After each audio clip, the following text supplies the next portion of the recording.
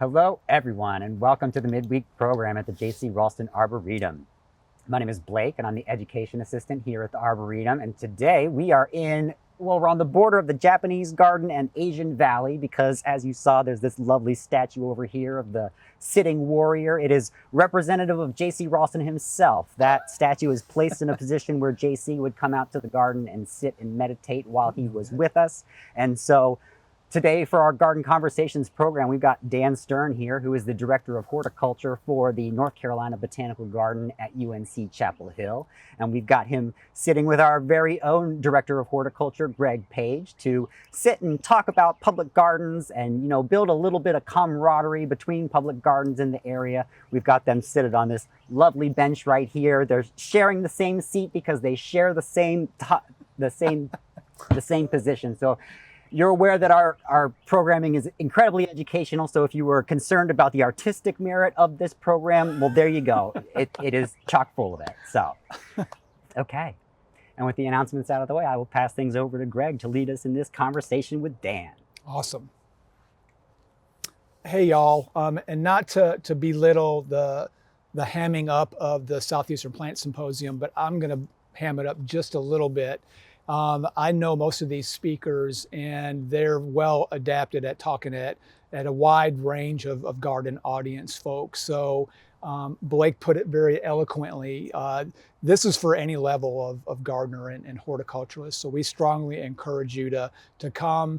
It's an opportunity that doesn't happen all the time. These are people from literally all over the world, all over the country, converging here to talk to you. So please come out and see it. It's always a lot of fun. It's a good time to meet folks.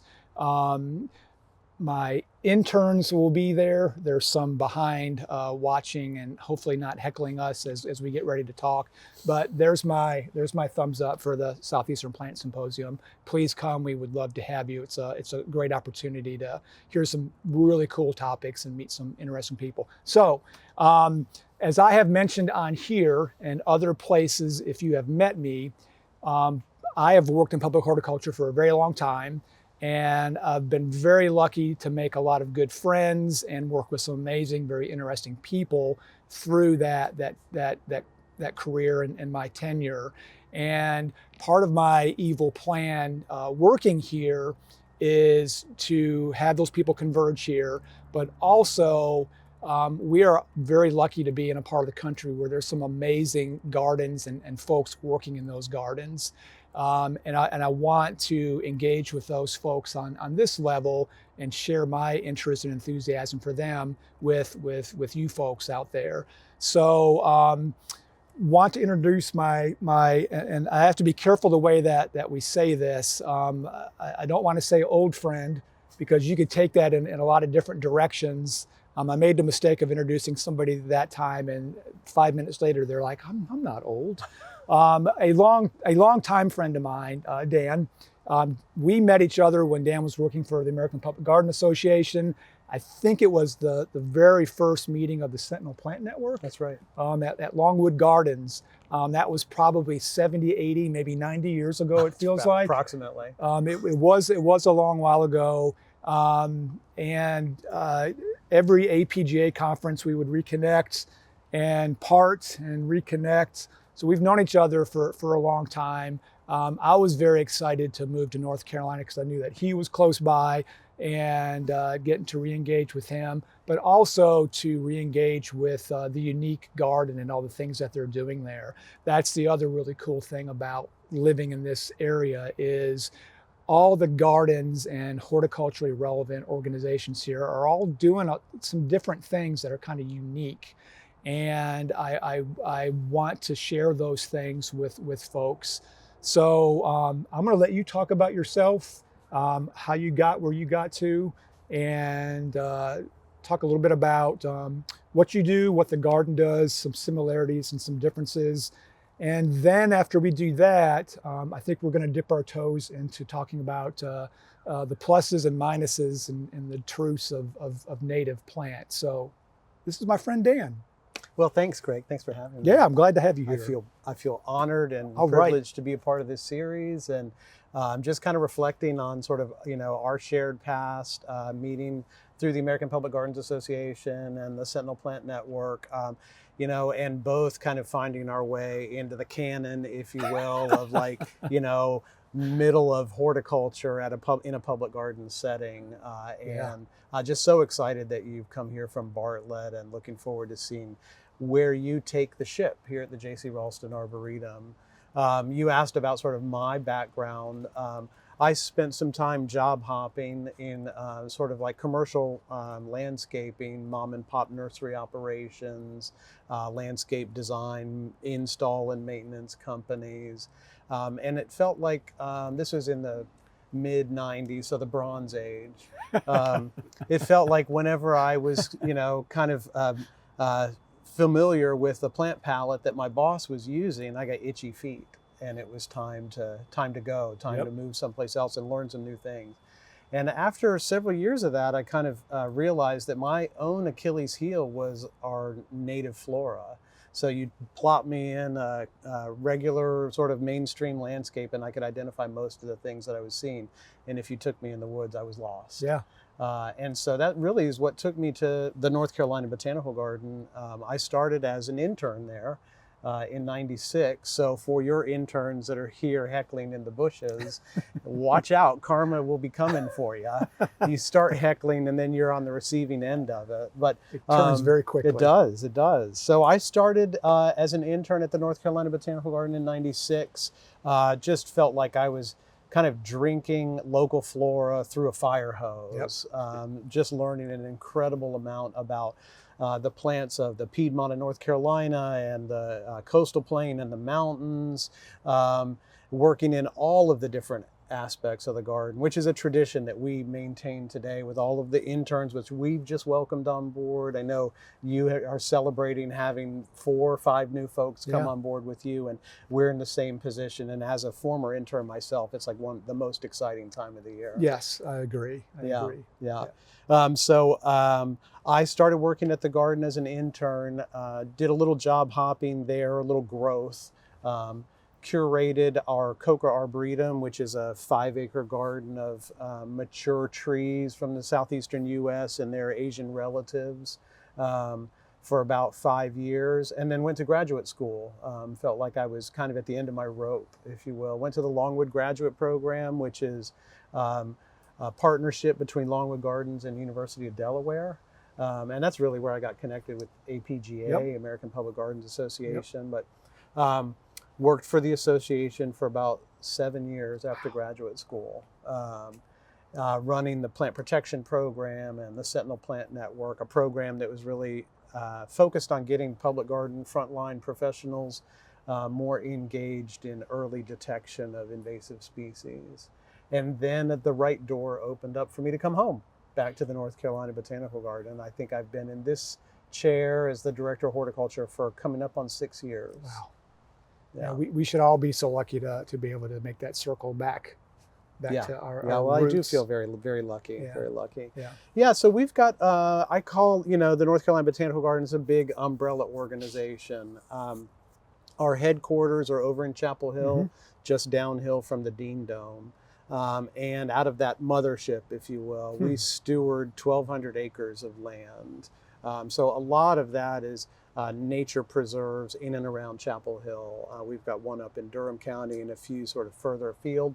But most of our nature preserves are in and around Chapel Hill, managed through our conservation department. And then my team takes care of about 15 acres of cultivated gardens at our main headquarters, and then the Coca Arboretum that I mentioned up on campus, which I should note that this year the Coca Arboretum is celebrating its 120th anniversary. So in terms of this sort of like rich collective of public gardens that we have in the triangle of North Carolina, it's a really well-established, well-heeled. I had no idea. Plant collection. So it's a big birthday. There aren't many in my time with the American Public Gardens Association. There aren't many public garden collections that can claim that territory. Not very many at all, especially in our part of the country. Yeah. That's more northeast kind of a thing, established places. Right, Yeah. right. But I would, sort of pick up on what you were saying about, the bounty of great public gardens that we have here in the Triangle. And I would extend to say sort of our neighbors over in the Triad, Oh, sure. the Paul J. Senior Botanical Garden over there, and our friends. But I often think about our gardens as like more than the sum of their parts. Like I think we're very complementary in nature, Absolutely. and there's not too much overlap in what we're doing. And I think really the whole triangle kind of benefits from the diversity. I think so too. And it's, coming here from Charlotte, where there were a few good gardens there, but not this rich plethora of stuff. And I definitely, when I talk about our area, I'm thinking about, our friend John down at High Point? High Point. Right. Or no, he's in Wake Forest now. I'll think of it. Ronaldo. Yes. Sorry, John. And Paul J. Center, and even I'll go so far as maybe the North Carolina Zoo. So there's a lot of diversity, very, very close by. Yeah. In the circle. Yeah. Yeah, and I'm just tickled pink to have a co-conspirator. Absolutely. And, this sort of spirit of sort of greater integration and collaboration amongst our organizations, and we all know each other. We're all fighting the same fights. We were talking about staffing earlier. It's nice to have this family of your choosing close by to work with and share ideas and creativity with also. I like that phrase, family of our choosing. Yeah, absolutely. Tell me a little bit more about what you guys are doing at your. I don't think a lot of people know the breadth of what you covered. The fact that there's that 2,000 acres that's underneath that umbrella also, but more focus what you guys are doing at your site. Well, so our horticulture department, again, it covers about 15 acres of managed collections, and I kind of group them into 3 different buckets, if you will. We have habitat displays, which I think is one of the things that makes our garden really unique. Essentially, you can come to our botanical garden and visit all of the 4 major ecoregions of North Carolina, from the mountains all the way to the coast.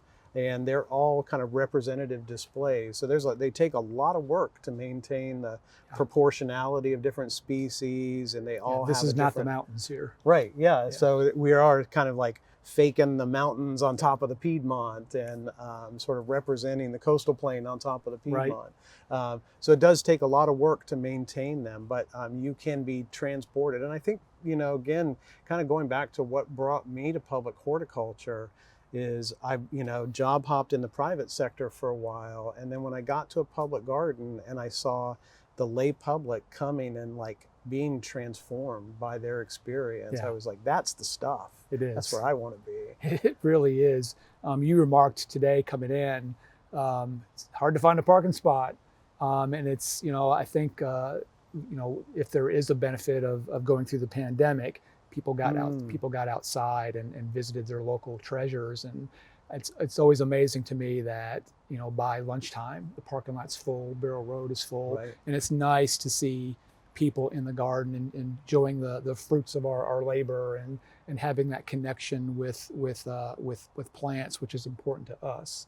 So it's nice to be able to share that with the public. I don't think I've ever seen as many cars on Barrel Road as I did coming in today. I was come in on a Saturday. It's Saturday is a absolute bedlam out there. Yeah, I bet. But so that's the first bucket, of types of gardens that we manage at the North Carolina Botanical Garden. There are habitat displays, and then we have a bunch of different ornamental display gardens. Where it's taking plants from the southeastern U.S., regardless of whether they're mountains or the coastal plain or somewhere in between, and like mixing and matching to make sort of compelling, beautiful exhibits. Right. And we do a lot of that on a residential scale. So trying to highlight for people how beautiful our own local flora is, how special the biodiversity of the southeastern U.S. is. And how you can put them together in some pretty interesting combinations, whether that's foliage or flower or fruit. And we do that at a scale that people can replicate at home. Sometimes that's in the ground, and sometimes it's in containers, because not everybody's got ground to garden in. Right. Yeah. So that's number 2. And then number 3, we've got some sort of thematic collections. Like I think we have one of the best carnivorous plant collections in the That's country. true. Just a really rich variety of pitcher plants and your classic Venus flytraps, which is as quintessential a North Carolina plant as you can get. Yep. Right, and sundews, and we have a beautiful display of carnivorous plants of the southeastern U.S. We've got some teaching collections that are sort of organized around taxonomic relationships, an herb garden that sort of shows the different ways that different cultures have used plants over time. So we are predominantly native plant, but not exclusively native plant. And Right. in some of these teaching and thematic collections, we really strategically use non-natives that maybe people are more familiar with as kind of like the gateway Right. to engage people, maybe use it as an interpretive talking point about taxonomy or about ethnobotany or about plant evolution, Right. and then link it back to North Carolina, our little corner of the world, and why we want to celebrate sort of the unique botanical heritage of the southeastern U.S. That's a really good perspective on exhibiting plants in an educational platform, because North Carolina is a big state and there's some very distinct parts of it, and the task of showcasing that in one place makes my stomach hurt a little bit. I'm glad we don't try to pull that off here, and I think you guys do it very, very well. But so those are some of the, we've talked a little bit about some of the similarities of things that we're doing here.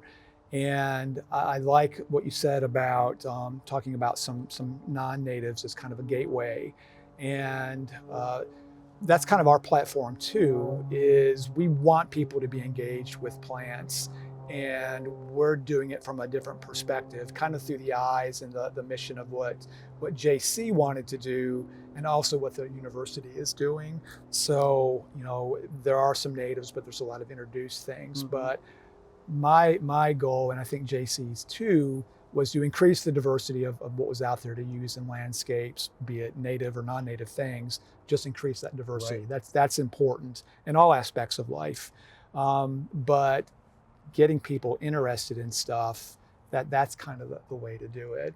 And for somebody that doesn't know a lot about native plants, I really like that concept of here are some examples. And whenever I get asked about the native plant situation, people want kind of real world examples. So coming to visit you, they actually get to see that, right? Mm-hmm, mm-hmm. Yeah.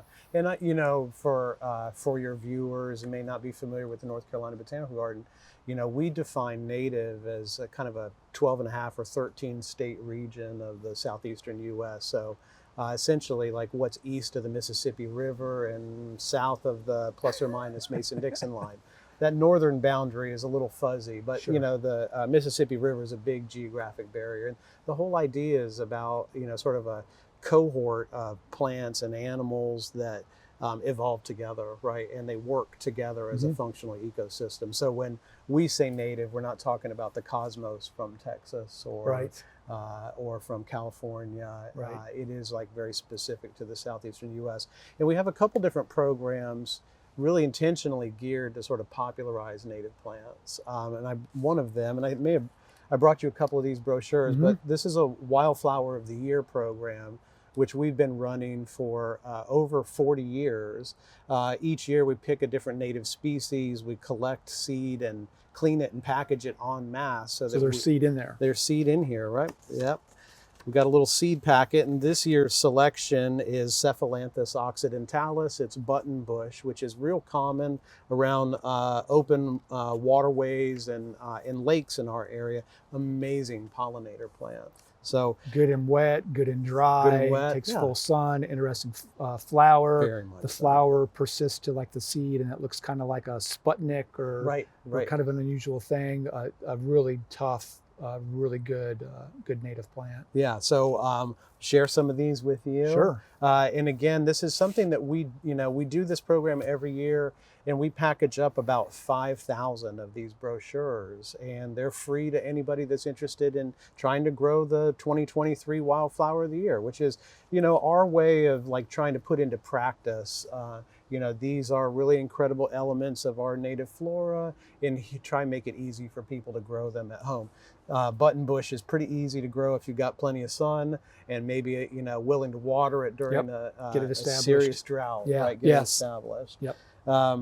So we've got this program going on, and then we do plant sales at our garden. We have a daily plant sale area, part of our visitor center that's open really March through November, right after Thanksgiving holiday. We shut it down for the winter. But it's a rotating selection of native plants that are in flower or in fruit or looking particularly fabulous that people can, pick up while they're visiting the garden. So the idea is that people come and visit, they're inspired by what they see, they want to take a piece of it home and grow it in their yard. And ultimately, we feel like it all links back to conservation of wild plants in wild areas. Yep. And the best way to build advocates is to get people to bond with plants. Yep. So if we can get people to take a packet of seeds or get a plant at our gift shop and grow it at home, they're going to be much better protectors of it out in the wild. It starts with those simple things. Yeah. Something you mentioned to me earlier that struck a chord in my head. You mentioned doing some conservation work.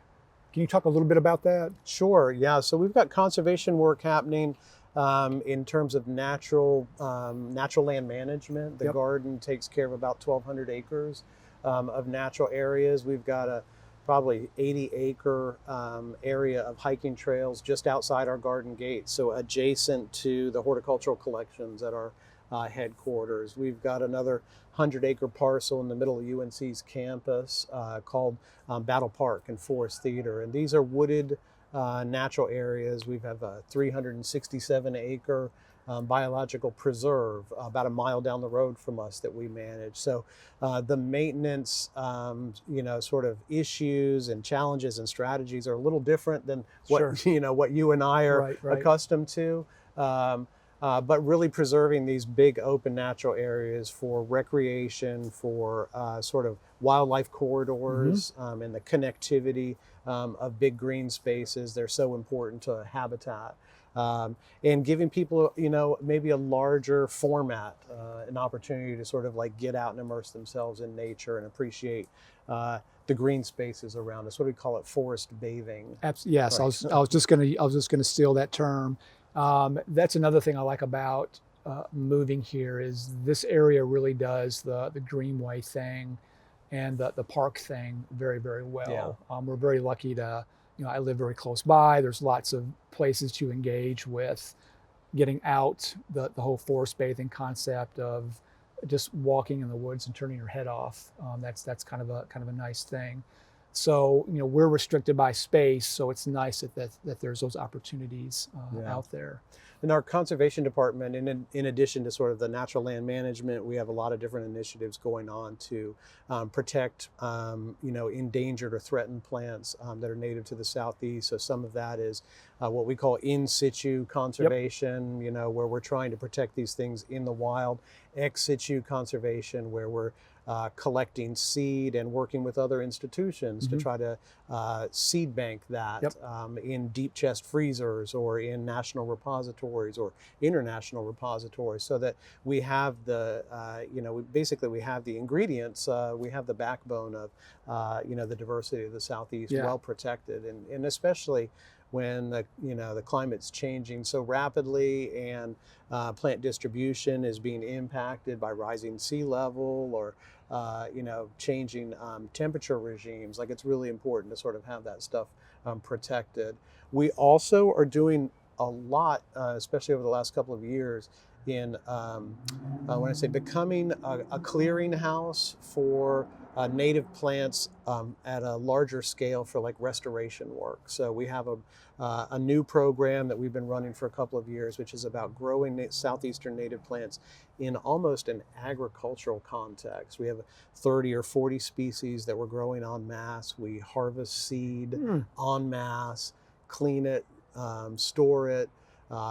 We'll grow some sort of restoration plugs, but these are for like the Department of Transportation and Fish and Wildlife and practitioners that are working at a large scale. But what we've learned over the last, especially over the last 20, 30 years, is the importance of local ecotype, not just the buttonbush from the southeast, but the buttonbush from Wake County. Wake County, exactly. Right? And like the importance of having something that is locally appropriate. Right. And so we're trying to be that provider. And this all kind of goes back to one of our sort of guiding principles, I would say, over the last 30 years has been conservation through propagation. So the Botanical Garden has the megaphone out, and we're trying to popularize native species. But if there's no supply, people are going to be inspired, and then they're going to go out in the woods and dig it from the woods, and that's the last thing that we want. Which does happen. It happens, right? And it happens with ferns, it happens with pitcher plants, happens with Venus flytrap, and that's the last thing that we want. We don't want to rob Peter to pay Paul, so to speak. So a lot of it for us is about becoming that supply, being that supply where we are providing seed or providing plants through our plant sale activities, so that the public that is inspired to grow native plants can do so easily and not have to go out and raid a natural area. Right. And there's a lot of that sharing of plants that occurs in our circle of public horticulture people, which is nice. So that's a good segue into something we kind of danced around talking about is native plants in general. And it's something that we get dinged on occasion. It's something that inevitably in every lecture I do, it comes up. And more with the occurrence of a lot of new books that have come out that are championing native plants, and the kind of the stance. This is my disclaimer, and thank you, Blake, for kind of clarifying that and letting me see the light, proverbially. We stand very firm on our pillars of diversity here in all things of life, and we are always open for discussion on plants and growing a better world and what you should plant, what you shouldn't plant in gardens. We're open to any kind of civil discussion on that from all comers. And one of the biggest hurdles for me and most people with native plants is they're not the easiest to propagate. In some cases, there aren't a lot of people that are growing them on a commercial level. From a public horticulture standpoint, we're lucky to have people like you and lots of other gardens. I think at UC Davis, I think there's lots of gardens in a public horticulture circle that are doing that conservation work with native plants. Chicago Botanic Garden, Atlanta Botanic Garden, innumerable numbers. But for the general public to find those sources, so you talk about the megaphone, that's something that we do because of our ties with the North Carolina nursery folks. Is we encourage people to grow more natives. There are some that perform well in urban landscapes. There are some that perform terribly in urban landscapes. But my stance is let's talk about it, but let's not say that that's the only form of plant material you should be growing. We just don't have. I always fall back on the science behind it, but also when you're clearing for 200 single-family homes and all the soil is removed, and then you have to go back and plant in that, there are some things like this that can probably take it, but there are some things that can't. And you also brought up a good point about the provenance, where those things come from. Things that come from plants here in North Carolina are going to do better in North Carolina. So if you get a red maple that was grown in Maine, how's that going to perform here in North Carolina, where the soil profile is different, the temperatures are different, And that curveball that you mentioned of our changing climates, that really is something that there needs to be more research and more numbers on. So what I'm roundabout getting to is, there's definitely a place for native plants. They're a palette plant that, I'm not going to thumb my nose at anything. There might be some things like Bradford pear and other things that no, but think about it think about it from a diversity standpoint, think about it from a science standpoint, your soils, your site, the provenance of those things. It's not a simple fix. There's a lot more to it than this way or this way and kind of nothing in between. I've rambled a lot about that. What's your take? I mean, on I that? think we have very similar, sort of like bottom line with it. It's about biodiversity, Right? And for me, I want to say the reason for the biodiversity is that it's resilience. The whole world's changing, and if we have all of our eggs in one basket or limited number of baskets, like we have limited ability to be able to sort of like adapt to change, right? And whether that's sea level or that's temperature regime. So to me, it all comes home with diversity. And I'm reminded of a lecture that one of my former professors gave about the mathematics of the Anthropocene, right? Like we have, humans have propagated across the globe and just, had a tremendous impact, good, bad, and everywhere in between. More right? bad in some cases. And when we bring that into sort of like the horticultural sphere, I think if I can be reductionist about it, it's,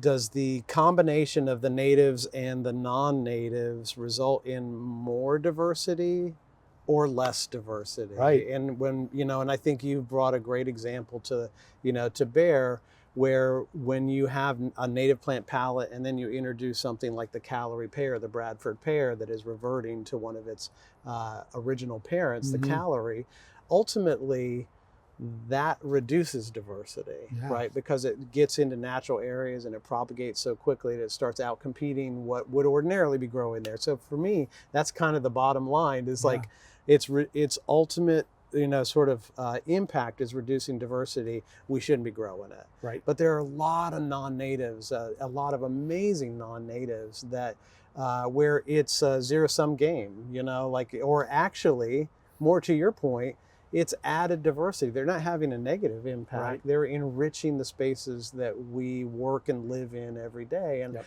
I'm all about that. It's just being kind of like what the French would call it, kind of a precautionary principle, right? Of like, is this something that, we either already know is going to reduce diversity, or maybe we suspect. Right. And we should treat those things, a little bit more carefully. And, as you were saying, there's, and I'm also reminded of my dad. He was always trying to temper my extremism, right? My extremism. And he would say, it's real easy to take a strong position on something where your livelihood isn't at stake. So just be careful that you're not breaking somebody else's soup bowl. You have a smart dad. Yeah, bless his heart. And and that's one of the big challenges that we face, is that like what we know about natives and non-natives, like we're still learning about, and it's not an exhaustive list. So it's still learning, still figuring stuff out. And it takes a while for that change in understanding to sort of like propagate throughout the whole horticulture sector. Right. And so we I feel like we can't, we should be providing growers with alternatives. If we want to say no more Callery pear. It's bad news. You should be growing Eastern redbud. Here's 5 things that should be better. Right. And how to propagate them if Right. you want to go that Well, far. you know, and to sort of like, and to use Eastern Redbud as a case in point, like, you know, Danny Werner has like the number of amazing cultivars that have come out of the horticulture program right here at NC State, which we're starting to grow more and more of in our collections. Like, you know, there's a lot of exciting work being done and a lot of exciting native plants that could take the place of calorie pear. But we have to provide sort of like the, you know, the nurseries and the landscapers and the landscape architects with those solutions, not just say that's a problem, that's a problem, that's a problem. And it's not a quick fix because it takes a long time to develop those cultivars, to develop those native plants, and to work them through the conventional nursery system. You know, it's not making candy bars. No, you know, it's a living, breathing thing that has to work its way up into a saleable, living, breathing thing, and then be transported to places to do those things, and then be, you know, explained to folks how to plant, where to plant, all those things. It's not something that goes really quickly. Yeah. But there's definitely the opportunity. Yeah, I'm excited working with a nonprofit down in Eastern North Carolina right now, who's gotten some grant funding together, and it's really about trying to work with the sort of the landscaping industry in Eastern North Carolina, everywhere from the growers to the contractors to the designers, to make native plants more doable. Right. And so they're looking to us to be a resource to help inform, you know, what we've had good success propagating, what's been challenging, some tips and some tricks that we can pass on to the growers, you know, everywhere from mom and pop to Monrovia. Right. You know, like there's a lot of information sharing that still needs to happen. You know, get out of our silos and sort of like help one another sort of like expand our palette in a way that, to bring it home, increases diversity. Right. All really good points. Yeah. Are we in a place for questions? Do we have anybody chiming in yet? We have not gotten any questions yet, but I feel fine about that. If you feel good about, I personally feel good about this program, how it's gone so far. And I feel like the lack of questions just signifies that people were incredibly engaged, and we all completely agree with everything you just said. Good. So we're not saying anything inflammatory. Not yet. We'll find out about that in a couple hours when the emails come. Absolutely. So I think we'll just wrap it up for today. So thank you so much, Dan, for coming out and talking with us about this. Thank this you, was Blake, absolutely and Greg, wonderful. thanks so much. Thanks for coming out. Pleasure. And thank you, everybody, for tuning in today. We will be back next Wednesday at 3 o'clock with the midweek program, and we will be doing the Horticulture Hour. And for those of you unfamiliar, this is a Q&A session open to any and every question about any plant you have specifically in your garden, no matter how esoteric or specific. So please join us with that, with your questions, and get them answered. And we will see you all next week. Y'all take care.